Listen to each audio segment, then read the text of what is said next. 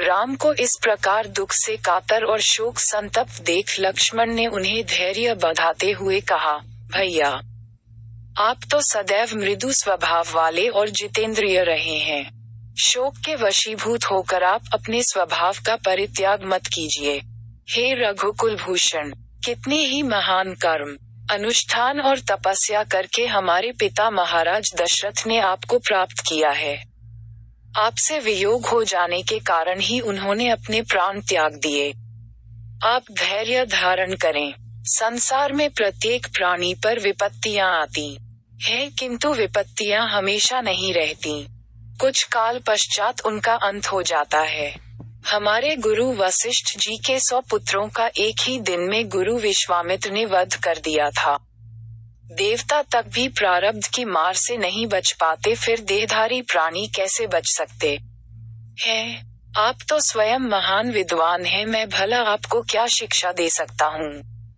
आप परिस्थितियों पर विचार करके धैर्य धारण करें।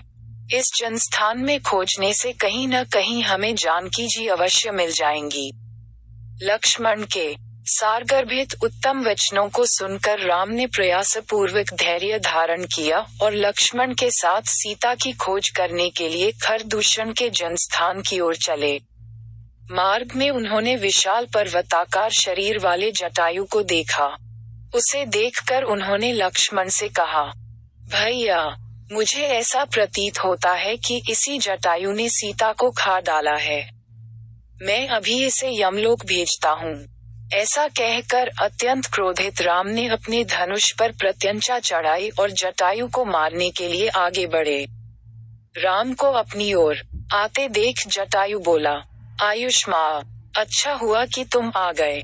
सीता को लंका का राजा हर कर दक्षिण दिशा की ओर ले गया है और उसी ने मेरे पंखों को काटकर मुझे बुरी तरह से घायल कर दिया है।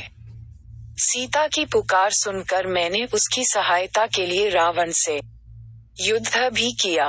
ये मेरे द्वारा तोड़े हुए रावण के धनुष उसके बाण हैं। इधर उसके विमान का टूटा हुआ भाग भी पड़ा है। ये रावण का सारथी भी मरा हुआ पड़ा है। परंतु उस महाबली राक्षस ने मुझे मार मार कर मेरी ये दशा कर दी। वह रावण विश्रवा का पुत्र और कुबेर का भाई है।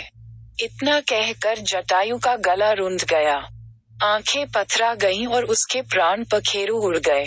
जटायु के प्राणहीन रक्तरंजित शरीर को देखकर राम अत्यंत दुखी हुए और लक्ष्मण से बोले, भैया, मैं कितना अभागा हूँ।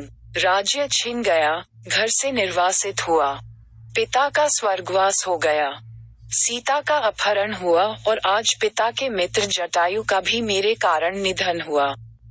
मेरे ही कारण इन्होंने अपने शरीर की बलि चढ़ा दी। इनकी मृत्यु का मुझे बड़ा दुख है। तुम जाकर लकड़ियां एकत्रित करो।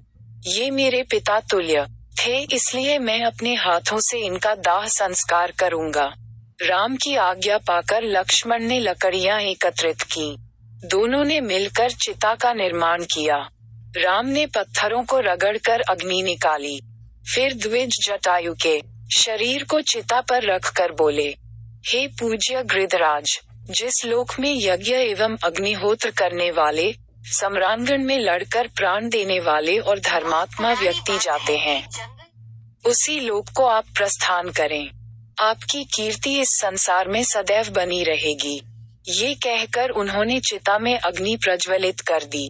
थोड़ी ही देर में जटायु का नश्वर शरीर पंचभूतों में मिल गया। इसके पश्चात दोनों भाइयों ने गोदावरी के तट पर जाकर दिवंगत जटायु को जलांजलि दी। अगर आपको वीडियो अच्छा लगा तो सब्सक्राइब करें और शेयर करें एजुकेशन स्टोरी।